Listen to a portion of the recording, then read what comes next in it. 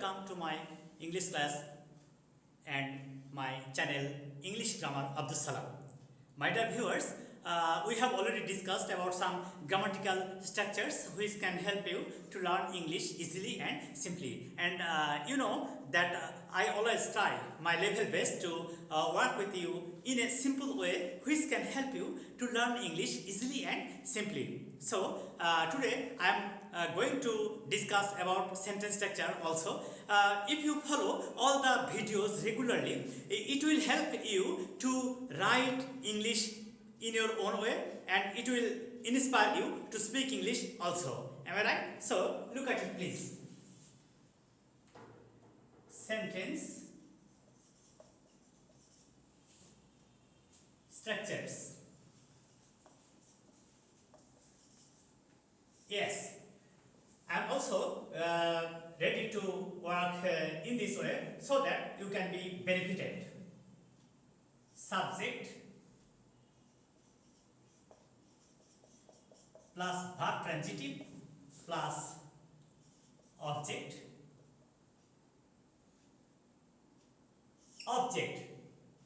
Okay, now I saw him walking away. দেখো তো subject plus verb transitive plus object এটা কিন্তু আমাদের স্ট্রাকচার হয়ে গেছে আর এইটা এক্সটেনশন। তাহলে এই সেন্টেন্সটা দেখলে আমরা বুঝতে পারছি যে শুধুমাত্র সাবজেক্ট প্লাস ভার্ব ট্রানজিটিভ এবং অবজেক্ট মিলে একটা সেন্টেন্স গঠন করা যায়, কিন্তু আমরা যদি শুধু ওইটুকু স্থির না থেকে আমরা যদি আমাদের আইডিয়াটাকে আরও সুন্দরভাবে বিস্তৃত আলোচনা করতে চাই তাহলে আমরা কিন্তু সহজেই ওই এক্সটেনশনগুলো ব্যবহার করতে পারি। এখন প্রশ্ন হলো যে এক্সটেনশনটা কি? যেমন এই সেন্টেন্সের চারটা কেমন হয়ে আছে দেখেন। এটা হচ্ছে প্রেজেন্ট পার্টিসিপল, প্রেজেন্ট পার্টিসিপল এই স্ট্রাকচারটা হয়ে আছে প্রেজেন্ট পার্টিসিপল। তাহলে এখন প্রশ্ন হলো যে প্রেজেন্ট পার্টিসিপলটা কি?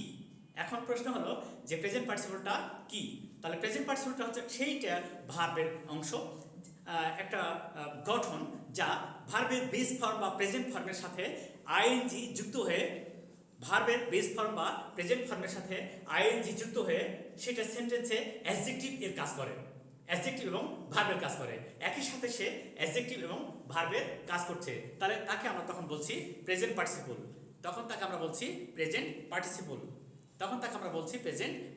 কি করছে ওটা? তাহলে এখানে আমরা যেটা ফলো করব সেটা একেবারে সহজ, যে সাধারণত moment of action indicating going on action and indicating continuous অ্যাকশনের কথা যখন আমরা বলবো তখন কিন্তু আমরা এইভাবে বা নিয়ে সহজ করে কাজ করতে পারবো। সেটা কি বলছে? I saw him playing cricket.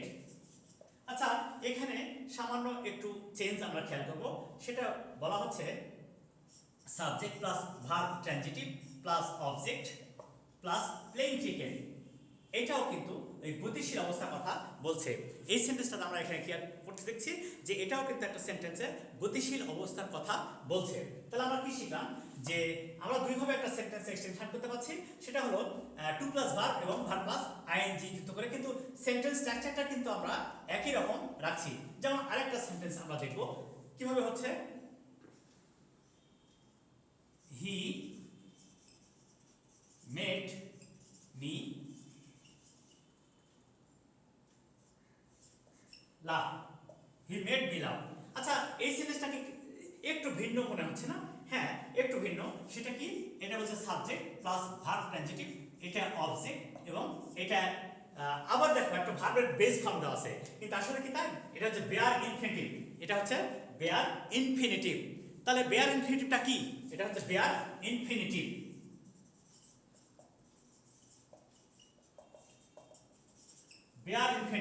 আচ্ছা, একটা ছোট্ট কথা বলি, বেয়ার মানে কি? শূন্য বা খালি? বের অর্থ শূন্য বা খালি, অর্থাৎ যেখানে কিছু নাই। এখানে বলছে হি মেড মি লাভ, সে আমাকে হাসিয়েছিল, সে আমাকে হাসিয়েছিল। কোনো একটা কাজে বা কোনো একটা ঘটনায় হয়তো দেখা যাবে সে তোমাকে হাসিয়েছিল বা সে আমাদেরকে হাসিয়েছিল। ওকে, সেই ক্ষেত্রে আমরা এটা বিবেচনা করব যে সাবজেক্ট থাকলো, ভার্ব ট্রানজিটিভ থাকলো এবং অবজেক্ট থাকলো, তারপরে ভার্বের বেস ফর্ম। কিন্তু এখানে টু প্লাস ভার্ব নেই, কিন্তু ইনফিনিটিভ মানে টু প্লাস ভার্বের কাজ করছে।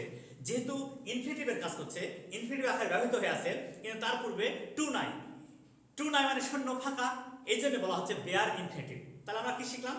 এখানে আমরা শিখলাম যে এই সেন্টেন্সটা আমরা খেয়াল করবো কিভাবে সেটা দেখি।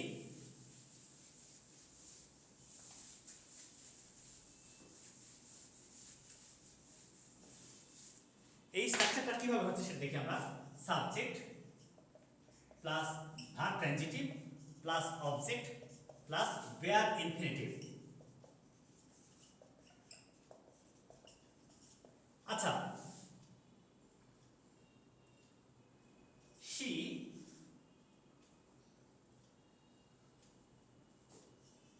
made you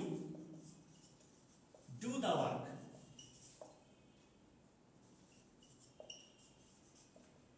এই যে আমরা এখানে শিখলাম subject, verb transitive, you object, এটা হচ্ছে বেয়ার ইনফিনিটিভ, এটা হচ্ছে বেয়ার ইনফিনিটিভ। তাহলে এখানে আমরা কি দেখছি? আমরা এখানে দেখছি যেখানে টু প্লাস ভার্ব হওয়ার কথা না হয়ে শুধুমাত্র একটা ভার্ব হচ্ছে, সেই ক্ষেত্রে যেহেতু টু নাই তাই শূন্য বা ফাঁকা, এই জন্য একে বলা হচ্ছে বেয়ার ইনফিনিটিভ, তাই একে বলা হচ্ছে বেয়ার ইনফিনিটিভ। তাহলে আমরা এখানে সহজে বুঝতে পারলাম একটা জিনিস, সেটা কি? যখন ভার্বের বেস ফর্মের পূর্বে টু বসে তখন তাকে আমরা বলবো ইনফিনিটিভ, তখন তাকে বলবো আমরা ইনফিনিটিভ।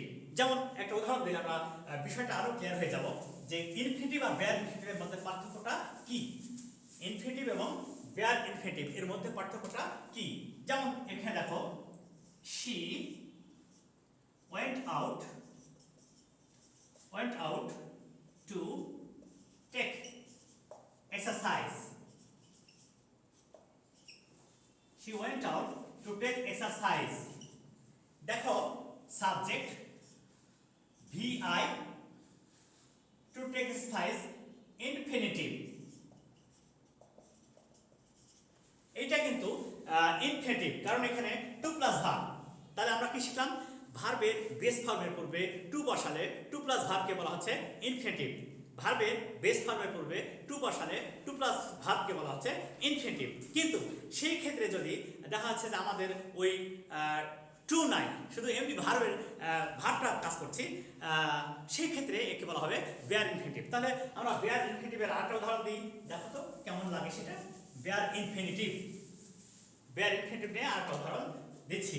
যেমন I heard her sing. I heard her sing. আমি তাকে গান গাইতে শুনলাম। Subject, verb transitive, object, bare infinitive.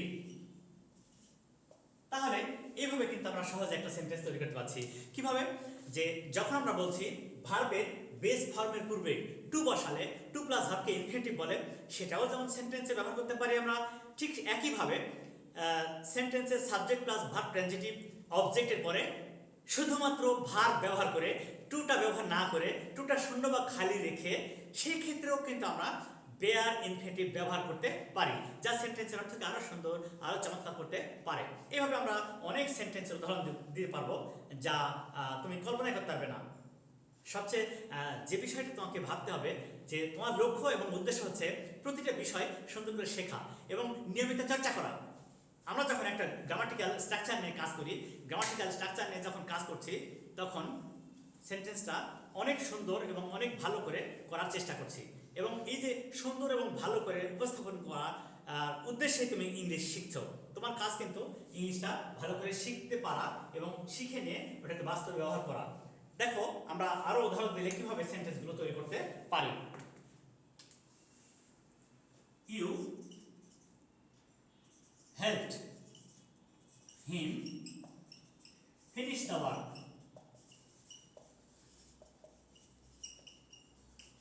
You helped subject plus verb transitive, object, infinitive, bare infinitive.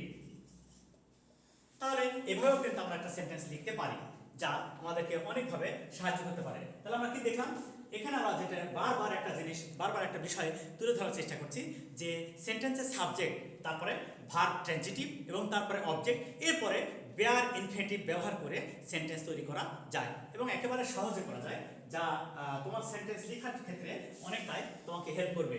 এটা কোনো একবারে সাধারণ ব্যাপার এবং একটা সিম্পল ঘটনা যা তুমি বারবার প্র্যাকটিস করলে এবং সুন্দর করে উপস্থাপন করতে পারবে। আশা করি তোমরা এই ক্ষেত্রে অনেকটা বুঝে গেছো এবং যেটা একেবারে স্বাভাবিক সেটা তোমরা সহজে করতে পারছো। এবারে দেখো কিভাবে জিরান ব্যবহার করা যায় সেন্টেন্সে। জিরান সেন্টেন্স স্ট্রাকচার একই থাকছে, কিন্তু কিভাবে সেন্টেন্সে জিরান ব্যবহার করা যায় এটা নিয়ে আমরা এখন কাজ করব। দেখো তো, প্রথমে দেখব জিরানটা আসলে কি। Gerund verb plus ING, work as noun and verb। তাহলে এখানে আমরা শিখবো যে যখন তুমি সেন্টেন্সে, যখন তুমি কোনো ওয়ার্ডের বেস ফর্ম, কোনো ভার্বের বেস ফর্মের সাথে আইএনজি যুক্ত করে যদি তা ভার্ব এবং নাউনের মতো গুণাবলী অর্জন করে, তার কাজটা এমন হচ্ছে নাউন এবং ভার্বের, তখন সেটাকে তুমি বলে দেবে জিরান হচ্ছে। আমরা যদি উদাহরণ দিই তাহলে সহজে বুঝতে পারবো। দেখো যে কিভাবে এটা করছে।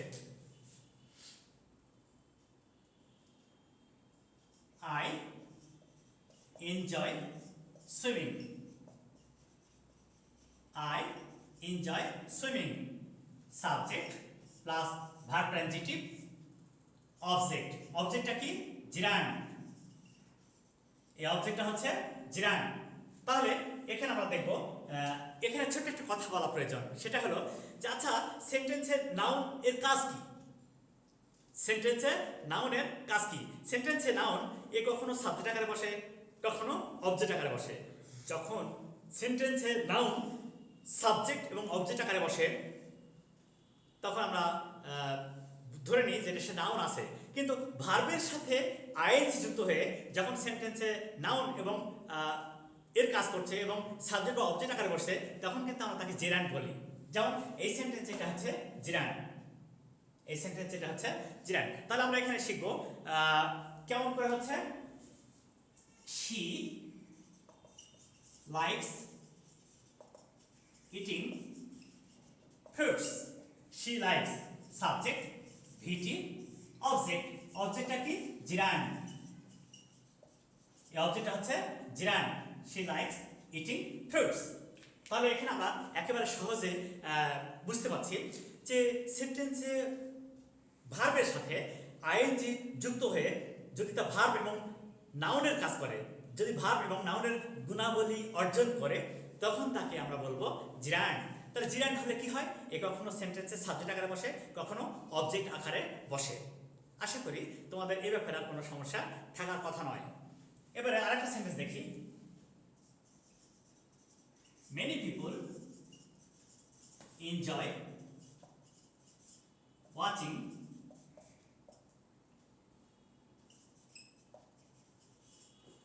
cricket on TV. দেখো তো এটা কত সহজে লেখা যায়। Many people enjoy watching cricket on TV. Many people enjoy watching cricket on TV.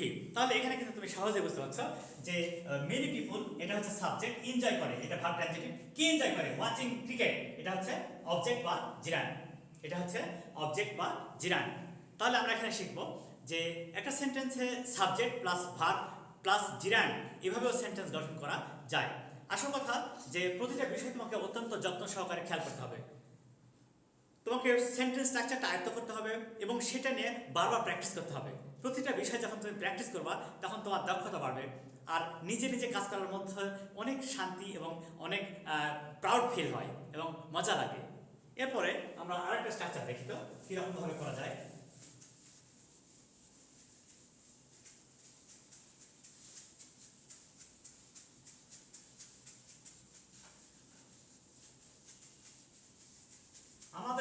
হচ্ছে সহজে সেন্টেন্স তৈরি করতে পারা এবং সবগুলো কাজকে একবারে সহজে করতে চেষ্টা করা। এবার একটা সেন্টেন্স আমরা স্ট্রাকচার দেখব। বলছে subject plus verb transitive plus indirect object plus direct object. আচ্ছা, কিভাবে হয়? যেমন দেখো, your mother gave you a diary।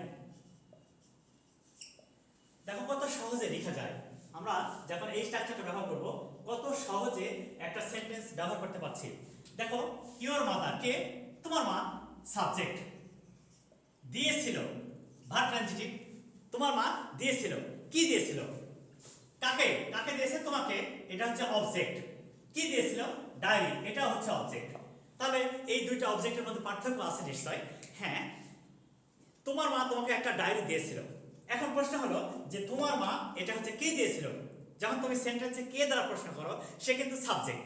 একটা সেন্টেন্সে, একটা বাংলা বাক্যে বা একটা আইডিয়াসকে যখন তুমি কে দ্বারা প্রশ্ন করো, সে সাবজেক্ট হয়। আর তুমি জানো যে সাবজেক্ট সেন্টেন্সে শুরুতে বসে।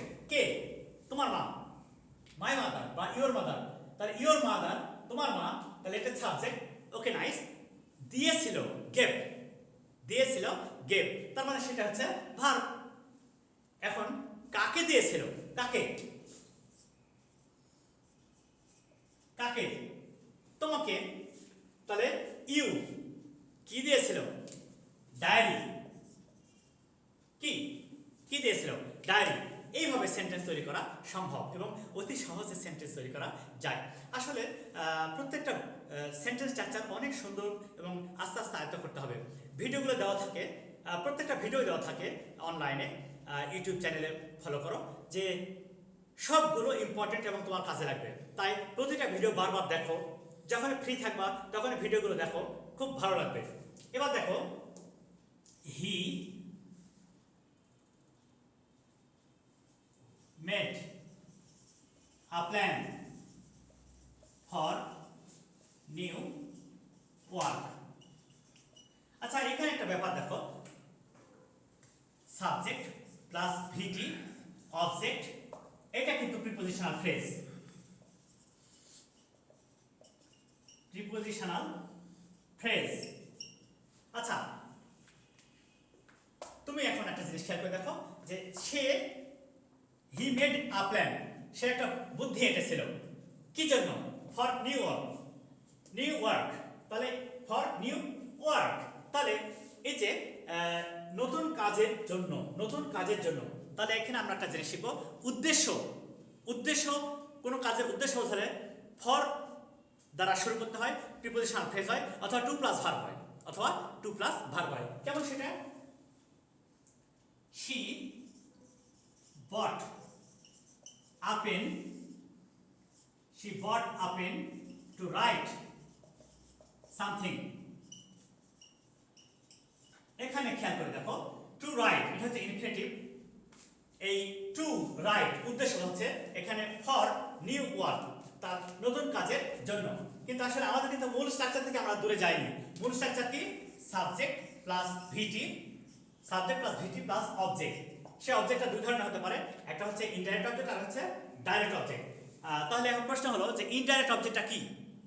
সাধারণত ব্যক্তিবাচক অবজেক্টগুলোকে ইনডাইরেক্ট অবজেক্ট বলে এবং বস্তুবাচক অবজেক্টগুলোকে ডাইরেক্ট অবজেক্ট বলে। যেমন আমরা এখন আরেকটা উদাহরণ দেবো, তাহলে আরো ক্লিয়ার হয়ে যাবে।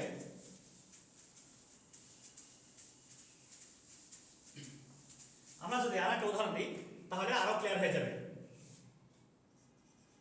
My friend gifted